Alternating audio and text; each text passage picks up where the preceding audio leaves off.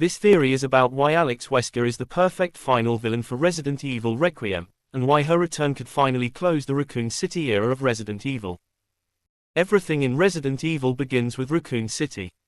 That's where Umbrella's experiments went public, where the horror stopped being hidden, and where the consequences became unavoidable. But while Raccoon City was destroyed, the ideas behind it never really died. Those ideas came from Oswell E. Spencer.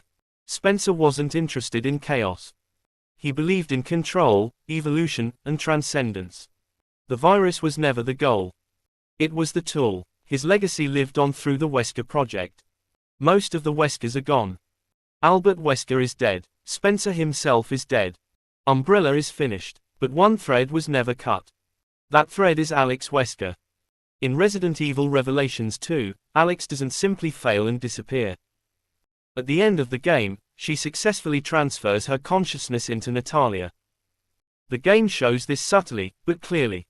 Alex survives. Not as a fragment. Not as a memory. She succeeds. That makes Alex the last living connection to everything that started Resident Evil. She connects Raccoon City, Spencer's ideology, the Wesker experiments, and the idea of human transcendence. Everyone else is gone. She remains. That's why her presence would make perfect sense in Requiem. If Alex is the villain, the game wouldn't be about stopping a new outbreak. It would be about facing the final consequence of Umbrella. Alex wouldn't need to announce herself or cause chaos. She would operate quietly, calmly, finishing what Spencer started. Not out of loyalty, but out of belief. This also explains why the tone of Requiem feels different. Slower, heavier, almost reflective. A Requiem isn't a beginning. It's an ending. By bringing Alex back as the final antagonist, Capcom could finally close the Raccoon City chapter for good. Not by resurrecting the past, but by letting its last survivor fall. Once that thread is cut, Resident Evil is free to move forward into a new era.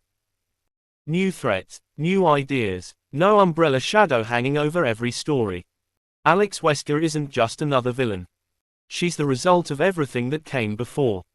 And that's why ending the old era with her wouldn't just make sense. It would be the only ending that truly fits.